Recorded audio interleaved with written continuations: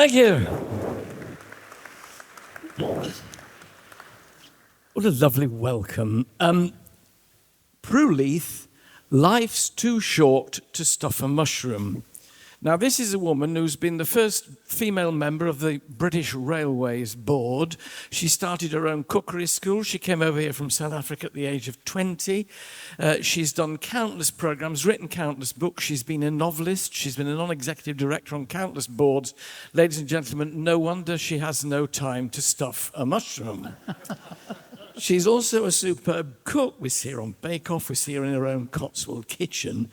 But life is too short, stuff, but you still cook for pleasure at home. I really do still cook for pleasure.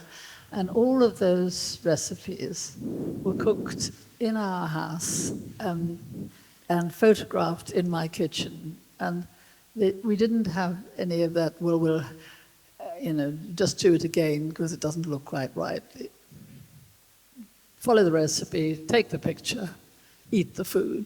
It was just... Now, your microphone's very close to your mic. Can I tweak your mic? Because I think it's blowing a bit, if you pardon the expression. Tell me if that's better. Right. Am I going... That's better. Yeah, you're right. Is that better? Yeah. So in the old days, I used to work for Hamlin, and they did the first sort of colour cookbook with Mary Berry, the Hamlin all-colour cookbook 50 years ago or more. And in the old days, I don't say they did it in that book, but they used to do things like spraying glycerin on things to make them glisten and all that. No, I used to make my living by spraying things on... I did a lot of styling for photographs, and it was such a cheat, honestly. I remember putting a tennis ball under a sponge cake to make it look as if... Is that technique in here? Is it... What is in here? Bottom left-hand corner of every recipe is a QR code. Well, you know what? I was writing... There's a lot in here about if you just know how to do something right, it'll be much quicker. And people have often said to me, how do you chop an onion? I get the onion all over the place. It makes me cry, and it's a mess. And so I thought, well, I'll put in here how you chop an onion. And then I thought, actually, by the time you've read all the instructions for how you cut the onion in half, peel it, chop the two ends off, turn it, you lose the will to live. You're never going to chop that onion. And so I thought, well, how do young people learn to cook these days? They learn from YouTube, or they learn from the internet. So I thought we need a barcode. So every time I'm giving you a tip or a hack of how to do something, you put your phone there and you can watch me do it. Well, now you've mentioned colour now, and I think people love the fact that my wife always says, I am not wearing black when I go into London because it's like looking at a funeral coming off a train. And you really have, with beads, with glasses, specs, you love colour. Well, I am on a mission, especially to get older women to wear colour, because I think in the middle of the winter, when it's really miserable, I promise you, if you put a yellow coat on, you cheer up. It just lifts, colour lifts your spirit. And anyhow, I love vulgar colour. The vulgar the better. And when I first came to England, it was considered really naff to have dahlias in your garden. Now, it's wonderful. People have realised that dahlias at this time of the year, when it's just beginning to get sort of a bit miserable, dahlias are doing their thing. It's just brilliant. There was a man called Christopher Lloyd at Great Dixter in Sussex, and Christo was the one who said, this is ridiculous, Yeah.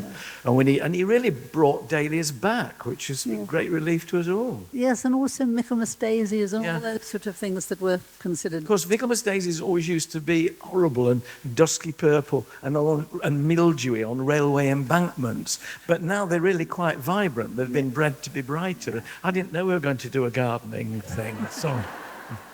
I hate interviewers who turn it all around into them, don't you? So when you came over here at 20, did you think, I'm going to go over there and I'm going to stay from Cape Town? No, I didn't. I went to France. Actually, you know, when I left school, I had no idea what I wanted to do. And my mother was an actress. She was quite a famous actress in South Africa. So I thought, oh, well, I love the theatre, so I'll be an actress, like my mum. So I went to drama school and found I was terrible at it.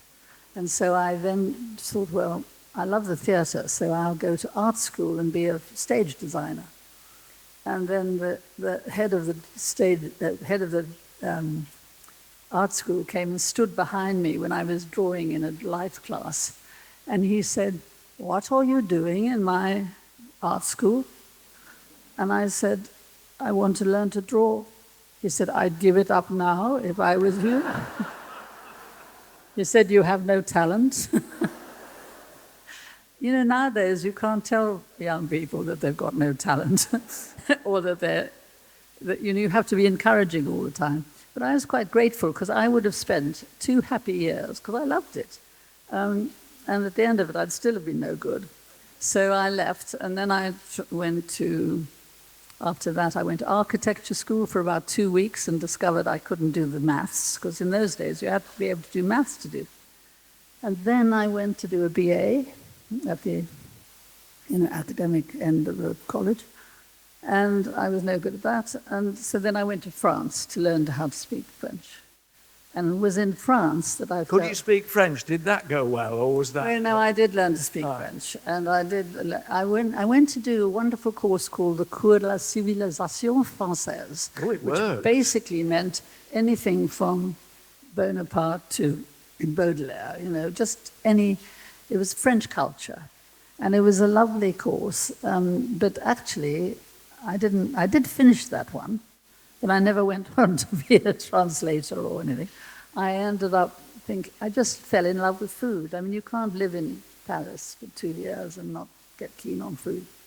So then I finally, at last, my long-suffering father. What happened was I finally said, "Dad, I'm sorry to change my mind yet again, but now I want to be a cook. And can I go to the Cordon Bleu for a year and do the diploma course?" And he said, "I'm not paying any more fees for a year because you'll have left in 3 months." He said, "Find a course that's 3 months long." So I went to the Cordon Bleu and said, "Can I do the advanced course, which is just 3 months?" And they said, "No, you can't do an advanced course if you haven't done the beginners and the middle one." And they said, "Unless you have worked in a restaurant. The only exceptions we make is for people who've already worked in a professional restaurant." So I said, "Oh, I have. And they said, "Oh," and I said, "In France. I was at this restaurant in France." And they were so impressed with that they let me in. What I never said was that I was the washer-up. You didn't lie. You'd worked in a French restaurant. I was a little economical with the truth.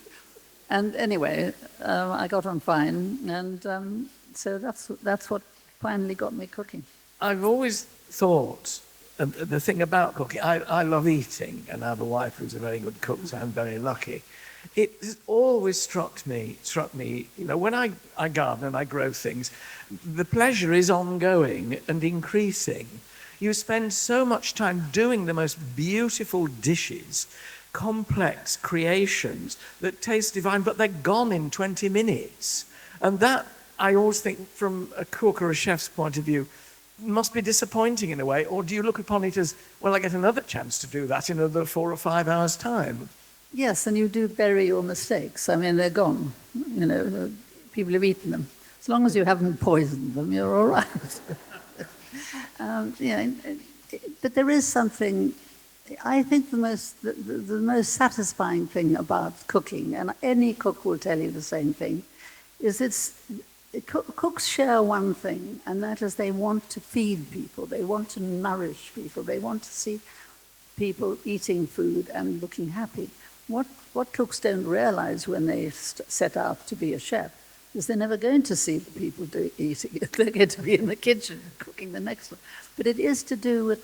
I mean, my first husband used to say, you so love feeding people. He would say that he didn't know anybody else who looked who would take so much trouble about the mash for the horses, because we used to have ponies for the kids. And I would chop up apples and carrots in them, and I'd make sure the bran was hot. I'd pour boiling water into it, because I wanted the horses to have a treat. And I would take trouble with the leftovers for the chickens or whatever. Feeding people is the whole point.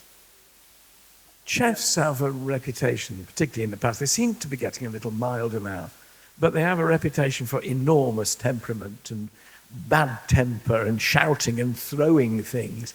I can't believe that you were ever like that yourself, but you've presumably been in the company of people who were. Why? Yeah, I mean, certainly when I joined the restaurant world, it was like that. But because I extraordinarily opened a restaurant, having never worked in a restaurant, which is a bit foolish, but I did. And so I had already had a catering company by then, and my first employee was a woman who was a friend. And then I mostly employed women because they were friends of friends. And it never occurred to me that the best way to treat people was to shout at them. And so we always had a really happy team. And then when I opened the restaurant, it sort of went on. So I never really saw that part of the world, but of course I know about it. And I would hear things. And if we we'd send students from Leith School of Food and Wine, because I opened a chef school, and we would send the students off to work in top places. And they'd come back with these horrific stories of bullying and being shut up in the freezer or in the cold room, or chefs throwing things and so forth. And when I became the chair of the Restaurateurs Association, I used to campaign against this whole macho, awful behavior, and I was much mocked for it. But the truth is that chefs have finally realized, nearly all of them have realized, that it isn't the way to encourage people to join the trade. And as you know, I remember making a speech once, and I said that I didn't approve of the Gordon Ramsay School of Management. And Gordon was very upset about this. And interestingly, he said, he said, I think of my team as Manchester United. This is when Manchester United was at the top of the league. He said, I have the best team in the world. I have 500 young people who want to work for me. And if they can't stand the heat of the kitchen, they've got to get out. And I'm a professional, and I have to have the best. And there is that school of thought still, and I think that's fine. I think being tough and being hard and making sure people understand that this is a rough game, you have to work really hard. But you don't have to be unkind or cruel or take pleasure in humiliating people. And look what happened to Manchester United. Exactly. So it is changing, and thank God it is changing. And also the other thing that's helping the trade a bit now is that the pay is getting a bit better because it's so difficult to get staff. And but if you're joining a trade where you work every single weekend, you work every evening, you're never free when your friends are free. You can't. All your friends have to be in the trade because everybody. The only chance you get to meet is when you're all off. Exactly. So it's good for young people to know what they're joining. But they can always be bakers, and that's different. Yeah, well, now there we are. Tell us about the challenges of Bake Off. I read over the past few days that you said the problem with Bake Off is that the contestants get very irritated because Alison and Noel keep interrupting them when they just want to get on. So I think from those of us at home as well, we feel it, and our speakers are sympathetic. television presenter, you do have to intervene, but it must be incredibly pressured. Not just the time frame, what you have to do without seeing it ever being made before, but then you've got these two folk who keep coming up to you and say, and what are you doing now? And oh, the pressure's on, this needs to go away. It must be terrible. But interestingly, if you think thousands and thousands of people want to be on Bake Off, and so they apply, and a lot of them are really good bakers. A lot of them are not, and they get eliminated straight away. It starts with an application form online, and a lot of them, it's very quick to see that they, it's just Granny who said to them. Well, they may have worked in a kitchen in France. Yeah, yeah, exactly. Washing up. Or their mum said to you, you're a great baker, you could win Bake Off. And actually, no, because what Bake Off wants to find out, first of all, first thing they want to know is how good you are at baking and how much you know about baking and how, just, are you going to make an idiot of yourself or are you going to be one of the, you've got to be really, really good. So that's what all the questions are about. But gradually, as you get through the various first of all, it's online, and then gradually you get to speak to a home economist who questions you and asks you if you know what a bavaroise is or whatever. And so the elimination goes on, and finally you end up with an audition where you actually have to cook with a whole lot of other people, and they're all cooking. And one of the things that the Bake Off people are looking for is to see whether you can do two things at once, because you've got to be able to cook and talk. You've got to be able, because you'll lose time. If you stop, if Noel and Alison come around and interrupt you, you can't put your tools down and chat to them because you're going to lose. And as you know, it's all about finishing on time. And so if you can't do that, you can be the best baker in the world, but you won't get on Bake Off. What do you constantly or consistently find are the most difficult things for contestants to do? When are they most likely to fall over or fall down on what they're doing? Well, what's so surprising is some of them are absolutely brilliant at everything, but then they will never have made a pancake, or they'll never have made an English scone, or, things that you and I would think were tremendously basic, they might never have done. And that's quite interesting. And sometimes we have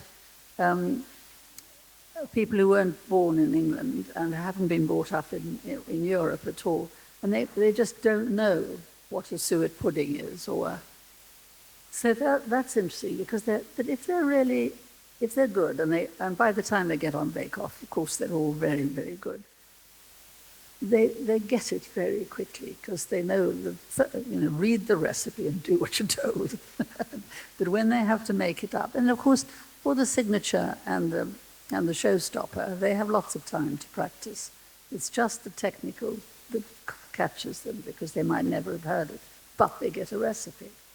So, do you find yourself trying not to be too harsh on them when they've made an absolute botch of something? Do you think, oh dear, well, I'd better jolly them along a bit, or tears will ensue?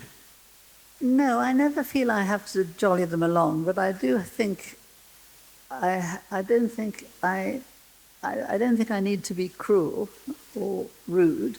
You leave that to Paul. But they know perfectly well. They know perfectly well they've cocked up. They're intelligent bakers, and they know it's terrible. So I don't really need to tell them. They can see. Yeah. Let's talk about the relationship and the rapport with Paul. He has his own group of fans, his own style. He's learned how to stand with both hands in his jean pockets, which I've never managed to do. I'm only going like this because whenever we meet at something, sometimes I do Gardeners World Live, and he does the cook show that's next door, and we'll cut the ribbon together, and he'll call me Dad. So I don't mind what you say about Paul Hollywood. Well, I like Paul a lot.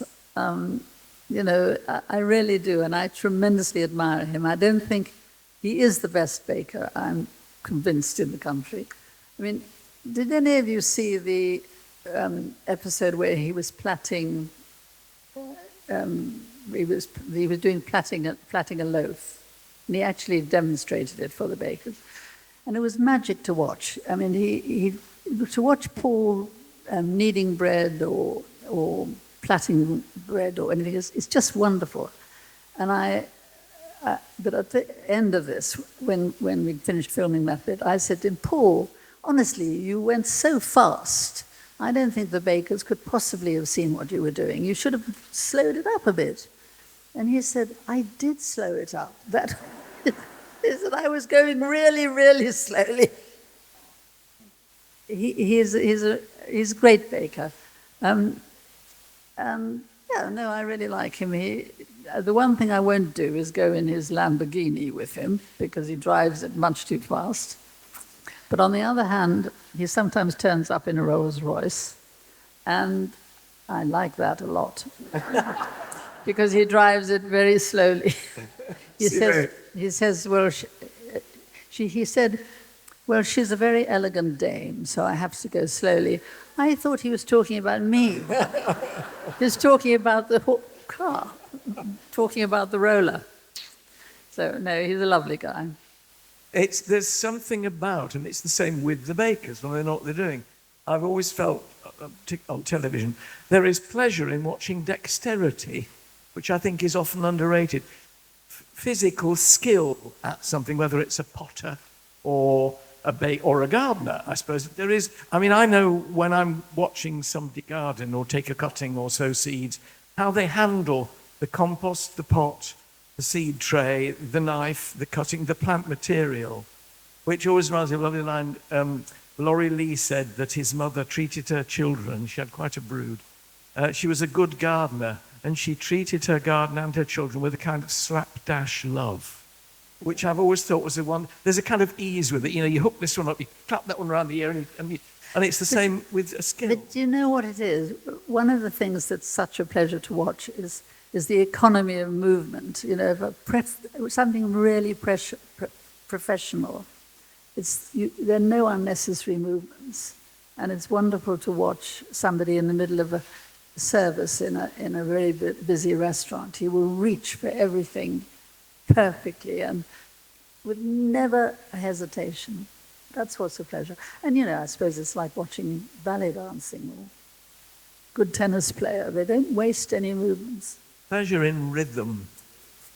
You got slightly more passive role on Bake Off than you have in your Cotswold kitchen, which often follows me on a Sunday morning, which is rather nice. So we appear on the screen together, but separately. Do you enjoy cooking at home for TV, or is it an extra pressure in a way, really? No, I absolutely love the Cotswold kitchen. It's called Prue Leith's Cotswold kitchen. It's actually Saturday mornings now. My repeat's on before you. Yeah, that's right. I know. I like to be near. We hope to collect your, leftover audience. Okay. But it's filmed in my house, genuinely filmed in my kitchen. And it has various segments to it. There's a bit where I interview somebody interesting. Usually they're celebrity, but they don't have to be. I just want them to be interesting people. And mostly from the Cotswolds. And so we've had all sorts of, when Lulu came, she discovered my husband was Scottish like she is. And she doesn't sound Scottish now, but she used to be a Glasgow girl. And she used to come to my restaurant many years ago, 60 years ago. And she was always a pleasure because most celebrities would come to the restaurant and they would want to be put in a corner discreetly. You know. Lulu always came bouncing in, said hello to everybody, kissed the waiters, and was just such fun. And she did exactly the same thing when she bounced onto my show. And she discovered that John was Scottish. And in the next second, they were both singing, John, what's that song, something about... somebody wears your trousers. Donald wears your trousers. Donald wears your trousers. Let the wind blow high, let the wind blow low. I don't know anymore. I used to watch the White Heather Club when I was young. So there we have the pair of them. So it's quite casual, and it's anyway. And then we have a section when we sort of go around and try and find food heroes, people who are doing really amazing things in the Cotswolds to do with food, or just good craftsmen, We went to see Hamish Mackie, the sculptor, the other day, and John went to see him, and to just see how people make sculpture and turn it into iron, bronze horses or elephants or whatever. So I think it's a good show. I remember saying to my wife a few years ago that Mary Berry, whom I know you know Mary Berry, and Mary's a friend, and I'd said to Mary, "Oh, you're coming across the island. Oh, come for lunch." So I went home and I said to Alison, Mary's coming for lunch. And they go, "What?" Do you find this? Are you ever invited out to eat, or are people terrified of doing it? People say all the time, "I'd love to ask you to supper, but I couldn't possibly." I mean, it's such nonsense. It's such nonsense. I'm so greedy. First of all, I'll eat anything, and secondly, I'm happy with a sandwich. I usually persuade them that they need to feed me. Desert Island meal, your last meal, the old favourite question, really. Do you have a favourite? It changes, I presume. Well, exactly. And no, people often say, "What's your last meal?" But what would be your last meal? And I think it much depends on what I had at lunch, But it would be something simple like cassoulet or sausages and mash or something like that. Oh, I'd go for sausage and mash. Yeah. I've discovered that sausages cook brilliantly in an air fryer. They do. For 20 minutes in an air fryer, because we've got an Arga. But in August, the Arga has to go off, but we do like sausages, and they're very good. I mean, are you happy with, or is it kind of like, did you resist the microwave when it came out, or do you still? No, I didn't resist either. I use my microwave a lot. I use my air fryer a lot. I think the thing about an air fryer, if you've not had one before, the trick is to put it very obviously in the kitchen, somewhere where you will see it all the time. Don't put it over there, because you will naturally reach for the frying pan and reach for the microwave and reach for the oven, what you're used to. And the air fryer will just sit there. I mean, the number of people have said to me, "I bought one, but I never use it." I say, "Well, where is it?" And it's never where you need it very close to where you normally work. What do you do to switch off? Something completely different? Or do you never switch off cooking? Is it just because it's 3 meals a day? Is it cooking is always there? But do you switch off?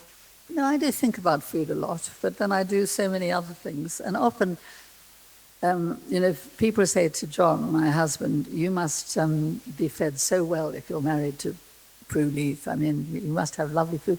And he says, "Well, I live on leftovers." And he does, rather. I mean, as leftovers from the film, or leftovers from me testing something, or leftovers. And but I keep saying, look, I do some primary cooking sometimes, otherwise there wouldn't be any leftovers. But I can't throw anything away, and I really we have a lot of soup in my house. And because we have a lot of people working in the house, we all have lunch together. And so there's always frozen soup in yogurt pots in the freezer. And I love that, because I don't like throwing anything away. So. I remember Nigel Lawson saying once, sorry to mention another cook, I remember Nigel Lawson saying once, if you make a soup and it doesn't taste very nice, don't imagine that putting it in the freezer for 3 months will make it taste any better. I quite agree. And I've always remembered that. That's very good. That's absolutely good. And it's a mistake to think if you keep adding more flavours to it, it's suddenly going to change. It's not. It's just going to get worse and worse. Yeah. No, if it doesn't taste nice, I don't have any qualms about throwing it away. No. Did the damehood come as a surprise, a shock? What? Damehood? The damehood. It did come as a surprise. It was in lockdown, and we were filming Bake Off, and we were in a farm in Essex, in the middle of nowhere. Actually, it wasn't a farm; it was a a sort of golfing hotel, a kind of country hotel, and the middle of nowhere. And suddenly I knew that I was, this damehood was going to be announced. I'd been told a couple of weeks before, but I was still in lockdown. I hadn't told anybody. But it was lovely because we had a party. They gave me a party, but it was just the Baycock family. About 150 of us, that has to be said. Quite a big family. But it was good fun. And then the day itself, the investiture, who did you get? Oh, it was very funny because I got a letter from the palace which said, because of lockdown, COVID, there's a terrific backlog. And so I'm afraid you have every right to be damed by a member of the royal family, but it won't be for 4 years. And I thought, I'm not going to live for 4 years. I mean, this is ridiculous. I can't take that risk. I want to be given my damehood before I'm under the sod. But they said that there's two other alternatives. You could get the local Lord Lieutenant to give it. You could give the local Lord Lieutenant can stand in for the Queen or something, or the King, Queen then. Or you can have it by post. So I thought, I'm not going to have it by post. I mean, that doesn't seem right. So the Lord Lieutenant came, and she is at Oxfordshire, and she's a woman, an American woman, funnily enough, and absolutely lovely fun. And I said to her, let's, shall we do this? And she said, well, yes, but she said, my offices in Oxford are in a 60s concrete building, and it's really ugly. I think we ought to hire a room that looks nice, so the photographs look nice. And so I said, well, you could come to my house. And so she did. So I got damed in my own library. Oh, it's like giving birth at home, isn't it? Lovely. It was lovely. And my daughter read the citation, and my son handed me the gong or whatever it was, and we did it just the family. It was lovely. And she came all dressed up with, Feather in a hat. Feather in a hat and Lord Lieutenant gear. I did get to go to Windsor Castle for my CBE, and it was the King. Oh, well. And he put it round my neck. I've been an MBE for 25 years, so I skipped the OBE. I didn't really leapfrog to CBE. And he put it on my neck and he said, on your way up. Which I thought was very nice. They are special days, whoever does it. Have you got to wear it yet? No.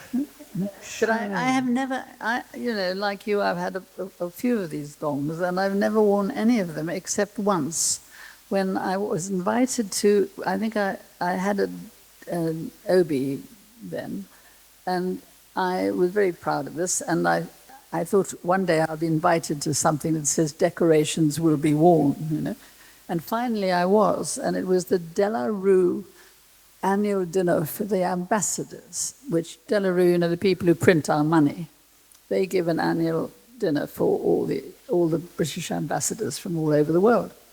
So it's really, really posh.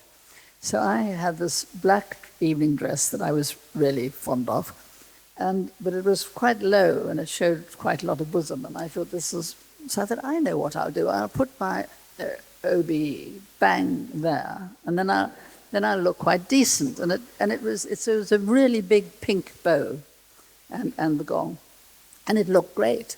So I proudly walked into Grosvenor House on this. I hadn't walked 3 yards before some crusty old colonel who was covered in, military stuff said, you can't wear your gong there. It has to be on your left shoulder, left breast or something. And then he walked off. And I thought, oh, well, he's a silly old fart. I don't think I'll take any notice of him. So I just walked further in. And I'd walked another 6 yards, and another old boy came along and told me that my gong should be on my left shoulder. And I realized I wasn't going to get anywhere, so I had to take it off. So I just had a lot of bosom instead. It's probably the only reason they were asking you to do it, really. I doubt it. I think we should take some questions, don't you? It's hogging you like this. So if you stick your hand up, if there is a microphone spare, because we've now got two, we'll get somebody on their way. There's a lady, yeah, one's in danger of making great mistakes when the lighting's down. There's a lady on the front row down here. Do you want mine? Shall I come down then? Is this the only one? You better have mine. Question, hang on a mo. Oh, I'll go the other side of the speaker then, won't I? Right, question. Yes, come over here. It was so lovely to hear your story of how you got to where you are now. But my question was, if you weren't doing what you're doing, what would you do instead? I thought of that one. If I had another life, you mean? Do you know, I'd love to have been an architect. I'm very interested in architecture, and I would have loved to be an architect. But you know, I would have liked to start writing novels earlier. I'd like to write. I don't know, you know, I'd like to all the things I do. And I love business. People are surprised that I've done such a lot of business. But it's hugely satisfying, and it's very interesting. And I always think, when I was young, I thought I never want to work in an office because it'd be so boring. I want to work with people. And one of the reasons I went into cooking was I thought, well, it'll be gregarious. You're with lots of other people in the kitchen, and you'll never have to go in an office. Well, within 5 years of starting my cookery business, I was in an office, wasn't I? And I was doing all the jobs. And I found I really loved it. And that I honestly think that there's as much satisfaction in a profit and loss sheet, as long as the right number on the bottom, in the right colour, as there is in seeing a wedding buffet all done. You get the same buzz of satisfaction. You know, when you're looking at some big event, catering event, and the flowers are right, and the candles are right, and the lighting is right, and the food looks fantastic, you have this buzz of thinking, we did that. You know, we created that. And that, believe me, when you look at a profit and loss sheet, you've got a lot of the right money on the bottom, you think, we did that. But the first woman on the board of British Rail, that must have been a challenge. It certainly was, because I was really young. I was not only the first woman, but I was about 20 years younger than anybody else. And the reason I'd been put there was I would never have made it today, because today everybody who gets a non-executive directorship has to go through headhunters and, you know, quotas and blah, blah, blah. And the reason I was there was that the chairman of British Rail played tennis on Sundays with my husband. So he was a great friend. But he wanted a woman on the board, because he realized that, first of all, that it was crazy that there were no women on any of these boards. And secondly, he thought that he wanted somebody who had experience of the service industry, because he thought of the railways as a service industry, whereas all the rest of the board thought of it as a sort of large train track to play on, you know, boys' toys.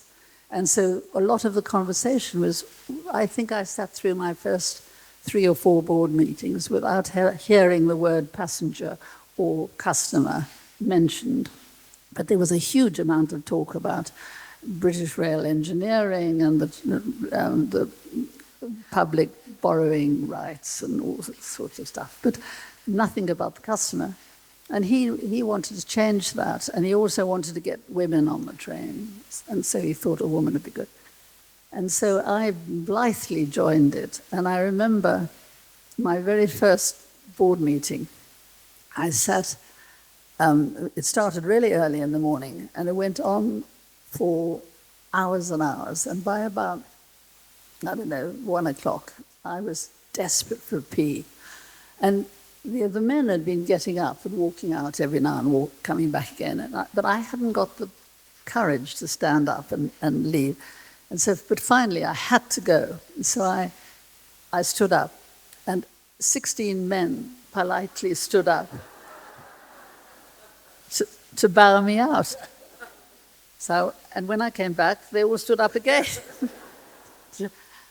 So the first words I uttered on a public board were, "Look, guys, you can't do this. You have to treat me as one of the chaps. You can't stand up every time I move." So that was my first contribution to British Rail. I've been in the hotel restaurant business all my life, and it's so refreshing to hear you talk about behaviour in the kitchen. I'm really aware that the food had to be quick and it had to be good, but it has to be in respect of the staff amongst you. And I lose patience with some of the celebrity chefs, the way they behave on the television, because I think it's more for the camera than it is for the profession. It's a great profession to be in, and I think it's really important that people with high profile show the behaviour that is acceptable, where people are respected. Absolutely agree. This is a quick question, Prue, about all the eating you have to do on Bake Off.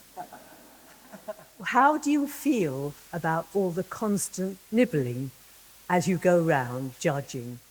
Well, you know what? I've never put on any weight during a bake-off season, and I've been on there for 12 years now, and for 9 years. But the reason is that I'm really careful that if you take a teaspoon, you can get a bit of cake, the crumb part of the cake, a bit of the icing, and a bit of the filling, all in one mouthful. And the discipline you have to have is not to go in and have another mouthful. And I'm bad at that. I often have to have a second one because I just think it's so delicious. Paul, if you look carefully, Paul never has a second mouthful. He just tastes a bit, and it's all he needs. And if you think, what happens with me is I try to eat as little as possible. And so we eat perhaps, I don't know, the first day we do two, the signature and the technical. And so maybe I have, and even if there are 12 bakers, even if there are 12 bakers, I'll have eaten about 1,500 calories in a day, because I'm of the generation that can count calories as I go. So 1,500 calories. So at the end of the day, I've had no breakfast, I've had no lunch, just cake. And then I think I've got 500 calories left that I can have without. And what could I spend them on? It's usually a couple of glasses of red wine. So basically, for 3 months of my life, I live on cake and wine.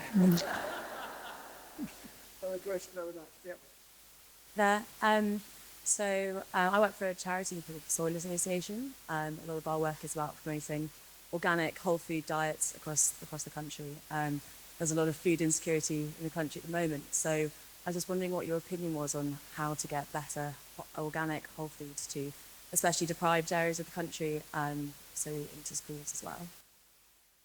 I absolutely agree. I think it's really important that we think more about sustainability than anything.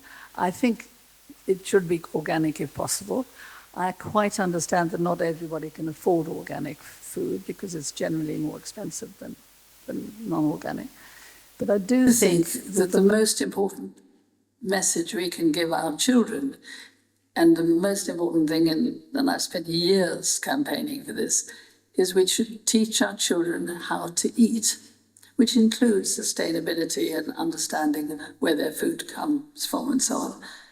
And if we could only teach our children to love good, healthy, fresh food, we wouldn't have a problem in a generation, because they would then feed their children properly. But we don't think it's important. We don't teach children to cook in school. We don't teach them about growing and To eat locally. or to eat locally. We don't teach them about sustainability. We don't teach them about, the danger of chemicals and so forth. We teach them none of this. They grow up eating junk, and then we're surprised that they get fat and ill. Outside signing book.